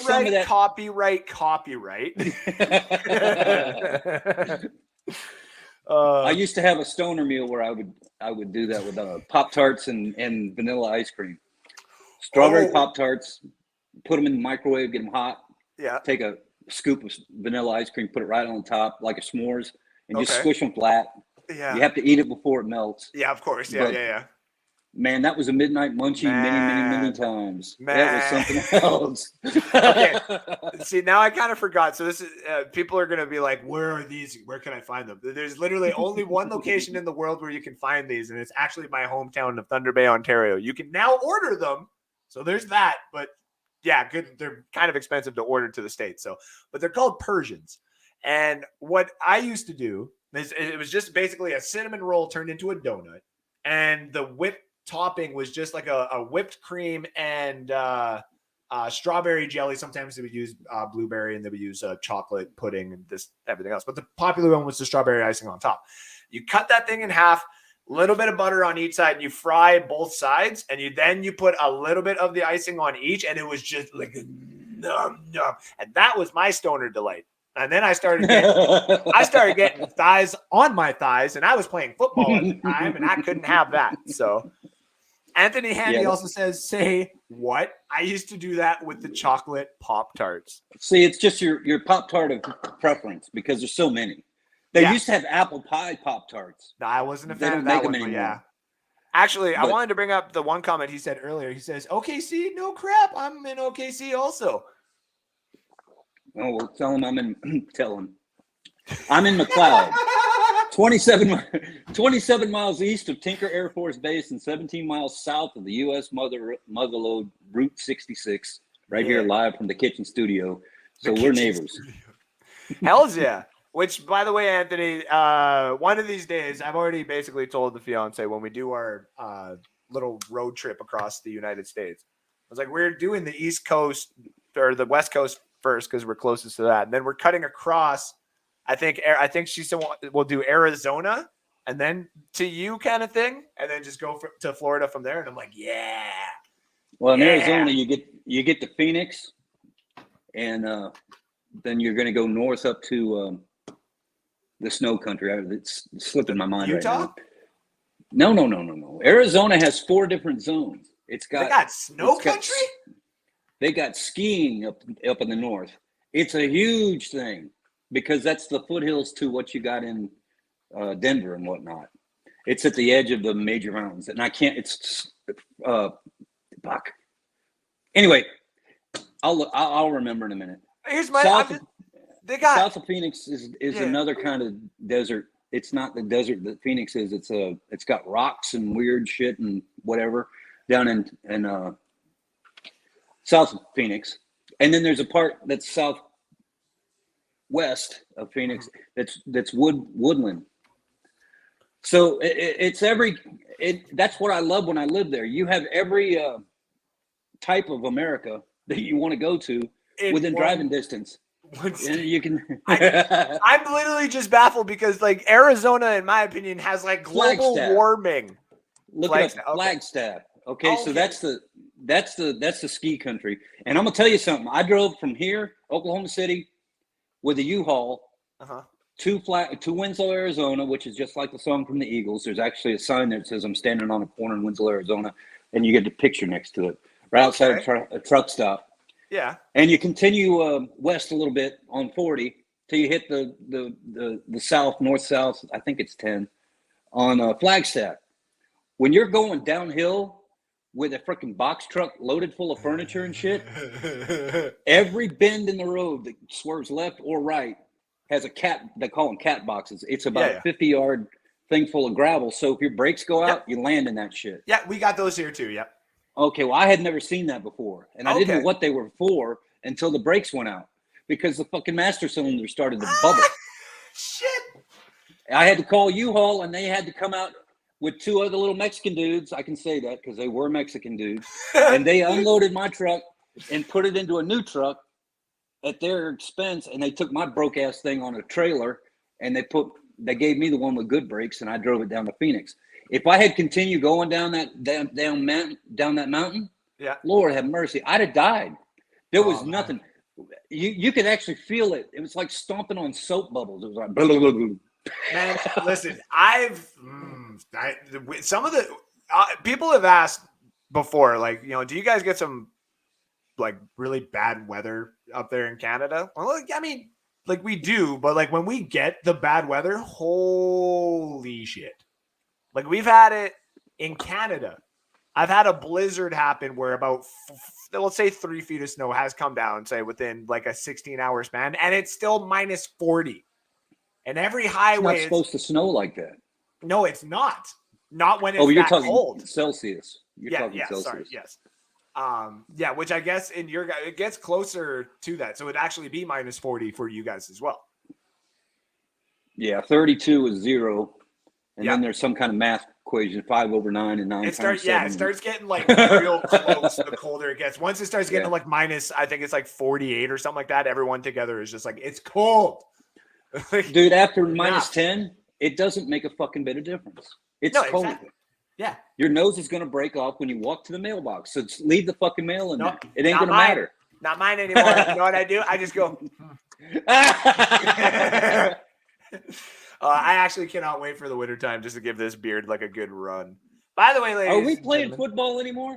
Are we talking football? Buddy, we're covering the fact that we had everybody tuning in right now, still just listening to us is absolutely insane. I appreciate every single one tuning in tonight. Let's give first some love to some of the other shows, including Matt's.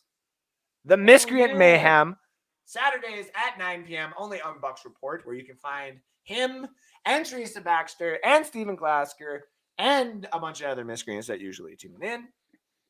We got Bucs Report shows on Mondays and Fridays for you, hosted by the real Rick Rance and I was going to say tumultuous, but I don't think that's the right word. A bunch of other people at Bucs Report. Buck What You Heard with Gene Thomas, Wednesdays and Fridays. There's a rumor he might be doing a little guest hosting on Mystery or Miscreants Mayhem this weekend. I don't know for sure, but it's a possibility because cool. Mr. Steven is not going to be around. Oh no! This weekend. Okay. Yeah, he's a busy guy. We're kind of like secondary to him.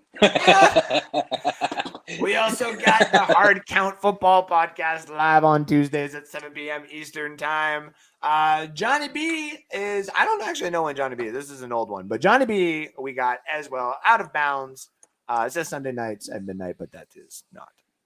That's not accurate. It's a weekday now. Yeah, it's a weekday. I can't remember. All right, let's get into it quick.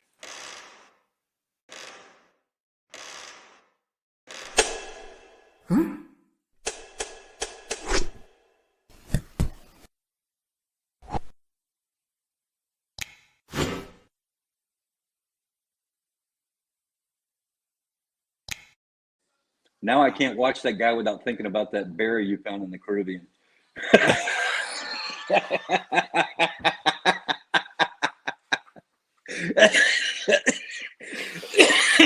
great. Now I can't think of that without thinking. Oh my gosh. All right. So first of all, I had this up at the beginning of the show because Brady does what Brady does, ladies and gentlemen. I've said it. Drop it in the comments if you agree. I think this is, like, no bias aside, I think this is arguably the greatest assembled team of all time. From the Do you know that GM he's to the the number coaching one staff. offensive quarterback in the league right now? Yep. At 44 Number one. years old. 44 years old. He's been playing football for 24 years. He's number one in fantasy, too. Imagine that. He's throwing 5 touchdowns a game, and then he says, "Oh, I'm tired. Let's To give the it guy- to Rojo. He'll fuck it up." Yeah. So to the guy who literally traded me Julio Jones and Tom Brady for a 3rd-round pick and some bench player last year in my dynasty draft, thank you. Brilliant. Oh, yeah. I was like, I'll take Brady any day, but people were like, you have Kyler Murray. And I'm like, yeah, watch this. And I traded Kyler Murray for a package of running backs and some draft picks. And Tom Brady's my starting quarterback this year. But Kyle Murray's not doing too bad either. oh, no, he isn't. But I was willing to gamble. I have a couple of Cardinal fans in that one dynasty league. So it was like, hey, guys, who wants Kyler? Who's got the better running back? That was a fun day. All right. I hate whoever made this, but I also love whoever made this. What am I looking at here? It's the Lions logo. Oh, and, that's the scar. Yeah. Yeah. And they got a little Seahawks in the hair there too, which is kind of funny. Holding them up the mountain. By the way, the Tampa Bay official gave him another ball and promised him some sort of signed jersey. Tracy Wolfson discussed what it took to get Brady's 600 TD back from the fan. You know what I'd have told him? Huh. I want season tickets on the sideline in the shade for 2 years. Because that ball's worth millions. Yeah. Now here's the thing though. Here's the thing. I am a guy. I don't, not to get too crazy here. I believe in karma. I don't believe in too much of that kind of stuff. That's just who I am. I do believe in karma though.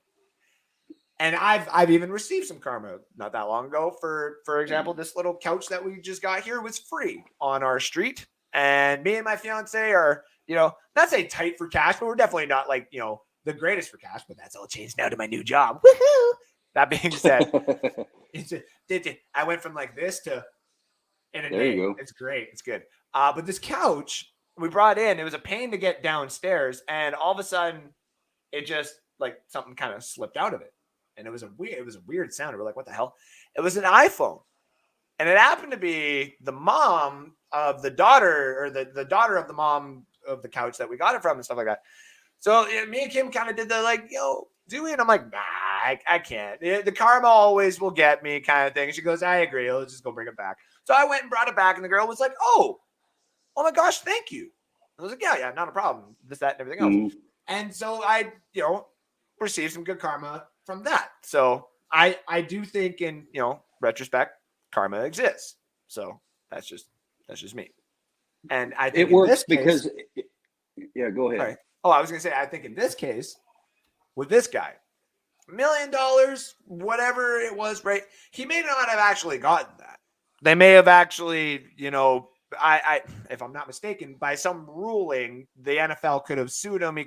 They would have just taken the ball. He would have gotten nothing, right? Or they would have had the thing where he's what you had like today, right? Or the little money exchange, like $10,000, $20,000, whatever. I like what happened here because it was a quick mistake by Mike Evans. It was like, that fan, if it was me, would have done the same thing. Here's why. Give it back because like, I'll promise you a ball or something else later. Not a problem.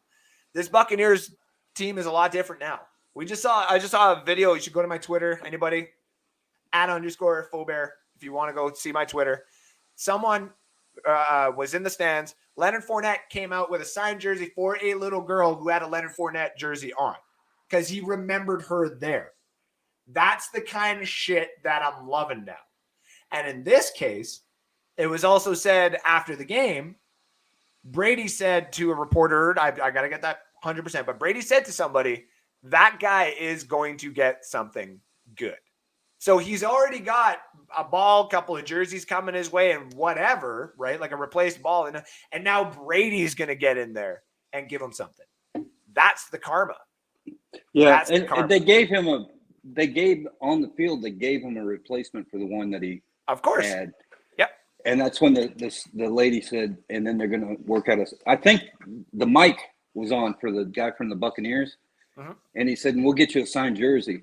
Didn't say how many. He didn't say from who. Nope. Could be the whole get a whole freaking box of the offense. Hey, it could be the whole damn team.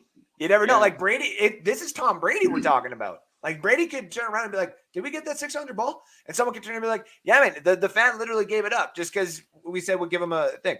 Brady is the kind of guy who'd be like, "No fucking way. Yeah, give me 2 seconds," and he would take his jersey or probably his jersey, I would say, but maybe that has to go to the Hall of Fame too. So I would think maybe not, but like a jersey of some sort, one of his, and the whole damn team would probably sign it. He's probably going to bring it to that fan now. Wow, wouldn't that be crazy? And that's the thing. That's the karma of it, right? You accept the 20 grand, the 30 grand or whatever. That's cool. People pay 40, 50 grand just to go to a golf excursion, just to have a chance to wave at Brady. Now, all of a sudden, because you've given the ball back, we'll just count some stuff here. It's got a ball, at least one. It's got a signed jersey, at least one, and by one signature at least, right? And an opportunity now to meet Brady, because you don't know what Brady's about to give you, but it's an opportunity that is technically priceless, right? I know Rick had said on his show the joke about, I would have said $1 million in a date with Gazelle. Yeah. No. Like, guess what? Someone's stealing that football from you now, and you're going to get your ass kicked, and you get nothing. So, yeah, that's what Jim Nance said. I think that's the guy that was up there with Romo. Yep. And Romo even said, "Well, I don't think a date with Giselle would really be anything I'd want." Yeah, He was very polite about it, but it was basically like, nah. Speaking of being very polite about it, just like the commentators today with Andy Reid calling plays versus the Titans. The Waffle House. That's right. I figured you'd like that one. I wanted to post this one too. They put Patrick Mahomes on 2 of the last 3 Madden covers. The curse was bound to catch up with him. Here's the thing. Brady broke the curse. All right. Just like Mahomes on every cover of the game that he's been on is on a broken fucking Madden game. Yeah. The worst rated Madden games of all time have this man on the front of it, by the way. That's because they EA Sports keeps selling the same package with new faces. I mean, they change the uniforms, they change the stadiums, but everything else is the same. I know. Do you ever watch the Angry Joe show on YouTube? No. Oh, you would love the Angry Joe. I might have to check that down. The Angry Joe show? I'm going to check that out. Yeah. He covers everything. He's been doing it for years. He's been banned from EA Sports, won't give him free copies of shit anymore because he trashed him so bad one time. Yeah. I love that. I love that. But, just like this, Derrick Henry won't win MVP. It's quarterbacks only. So Derrick Henry threw a touchdown today. Yeah, now on fantasy, you can answer this. What's that count for? It would be whatever yards. I think it's only 4 points. It depends. If you're in a league where like your thrower or quarterback only throws for 4 points, then it's that. But if they have it so that it's any other player who would throw, then is 6. We'll just assume that it's the 6 because he gets the touchdown there and every yard that he got on the touchdown. So and the guy that caught it gets the credit too. The guy would get the yeah. That's just crazy. Yep.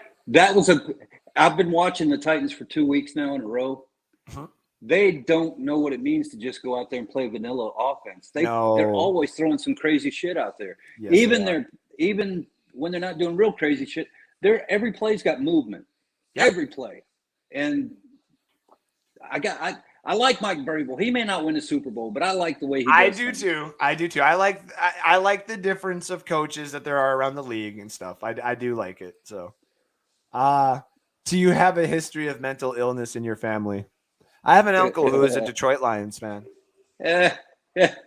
We got a friend who's one. Oh, we do. That we do.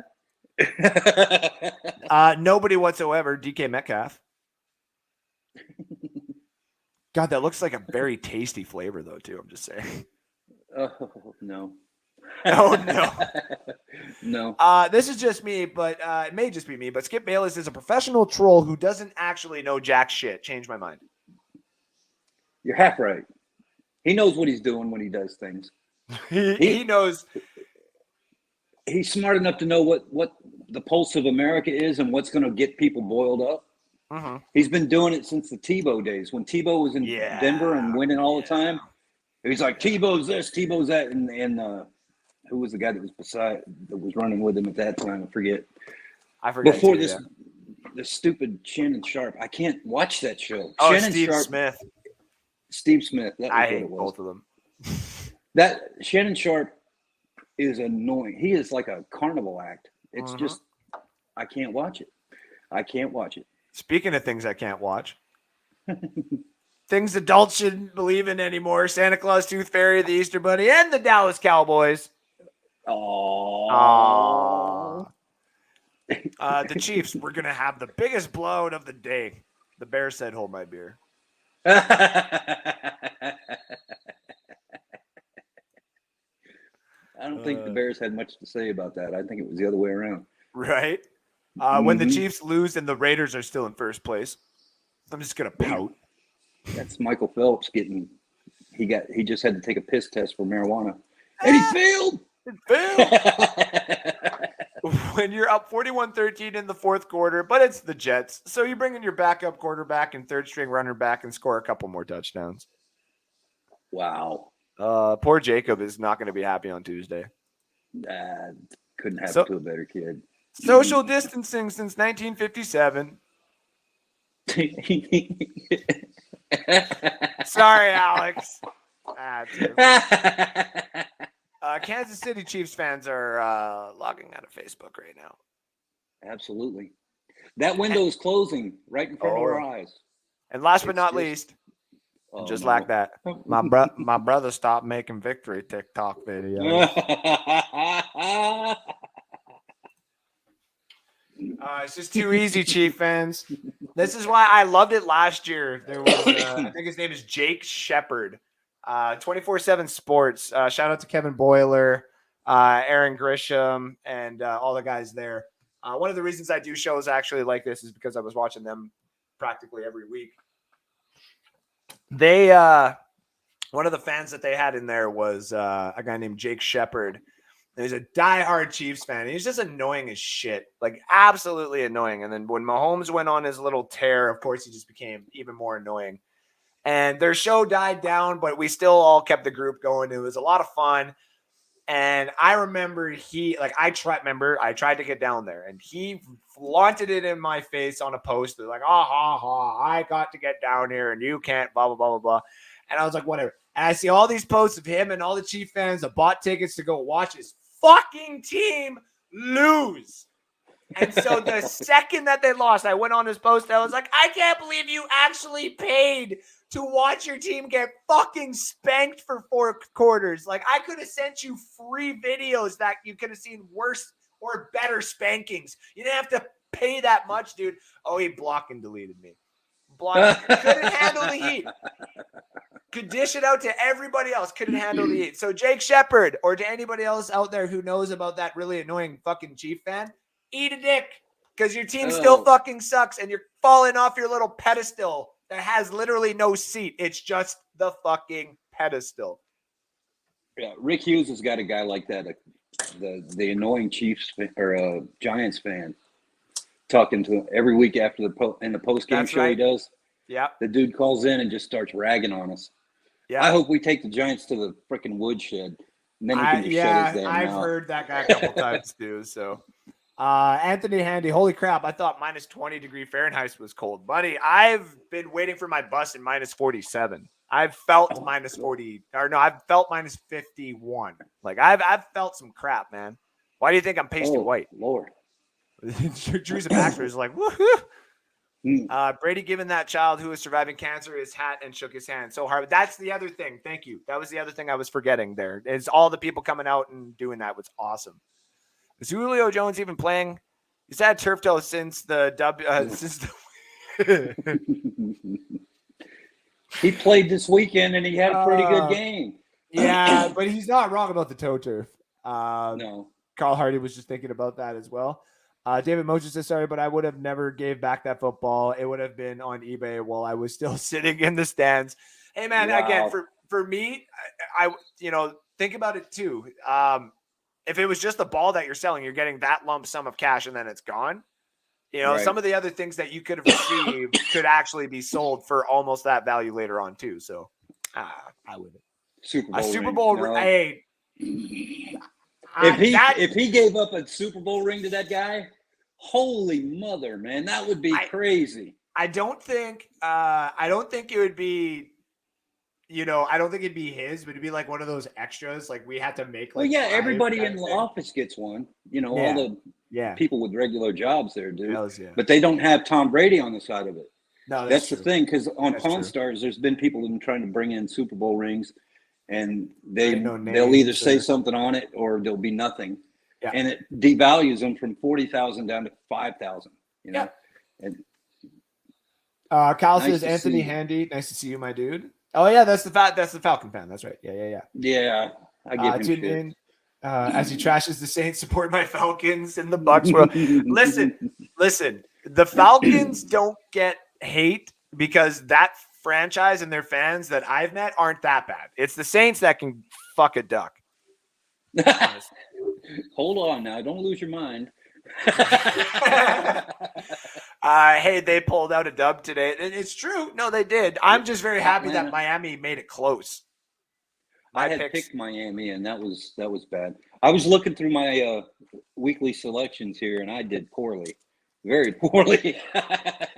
I've done very well. I know I had a lot of people come at me because they'd be like, "Oh, hey, whoa, some of the picks that you made this week." Did the Lions beat LA or no?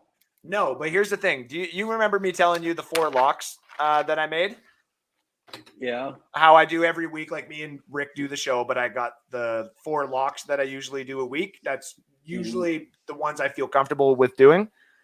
My locks this week were Kansas City minus 5.5. That was the only one I lost on. I took Cincinnati plus 6. So we won that one.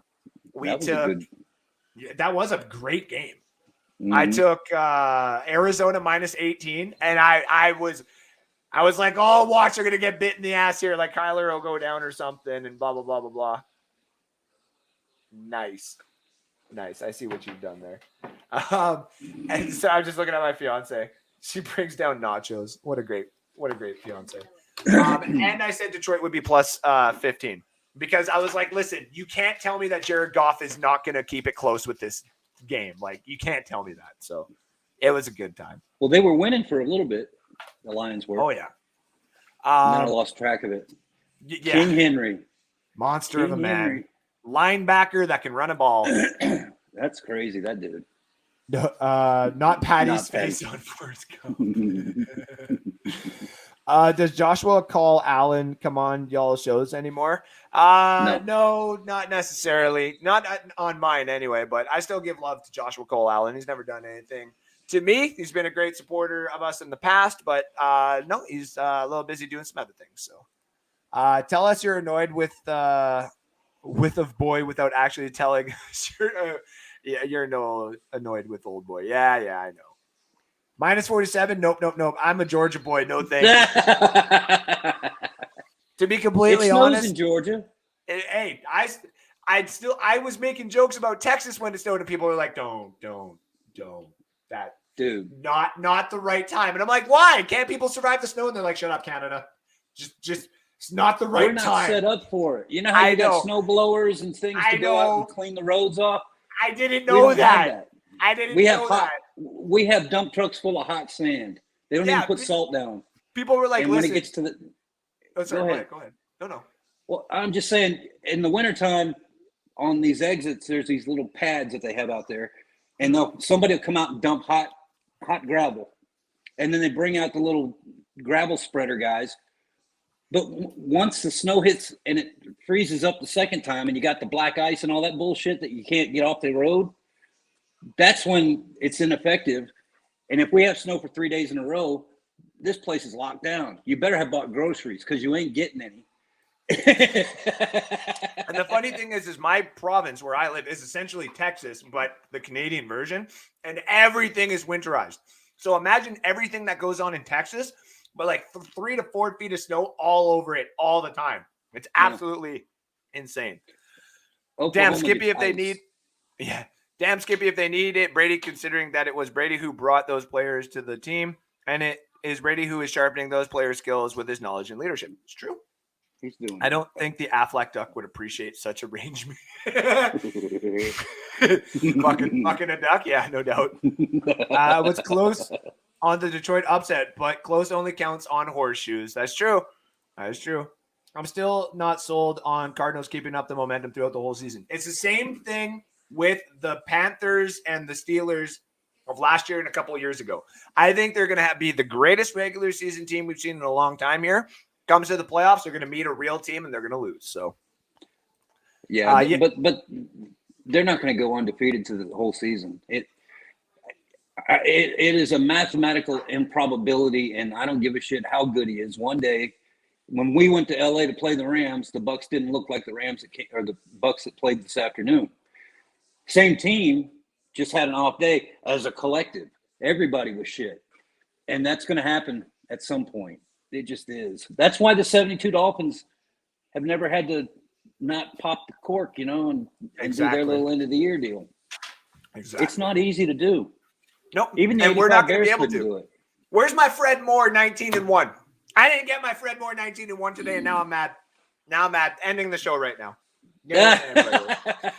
All right. Matt, tell everybody where we can find you.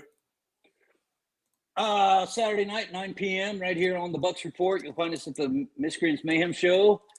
Me, my co-host Steven Glasker, and the Queen of Bling, Miss Teresa Baxter, coming to you live, talking about all kinds of things that are Buck-oriented, and you get to join in too. That's the fun part. You can get on and talk to us and ask us questions until we can't take it anymore, and then we just throw you in the lobby and be done with you.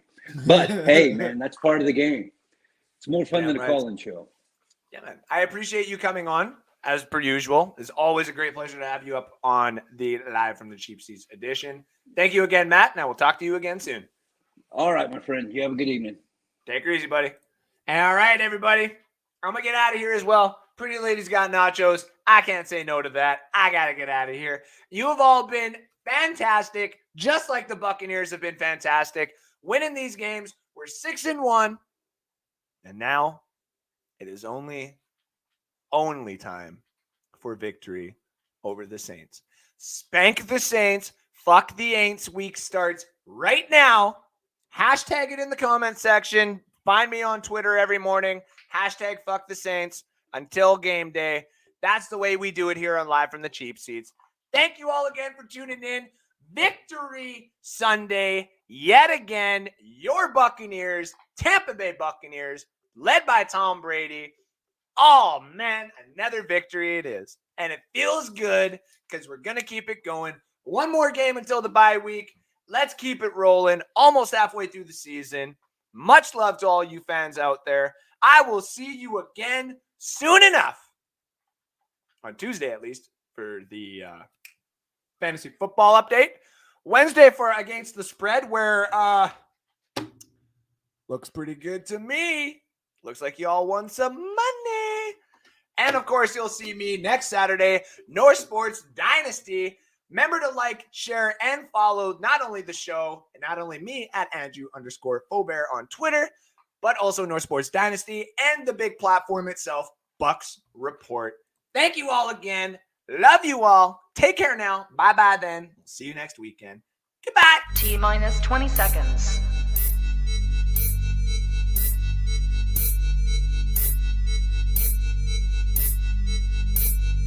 10, 9, 8, 7, 6, 5, 4, 3, 2, 1, 0.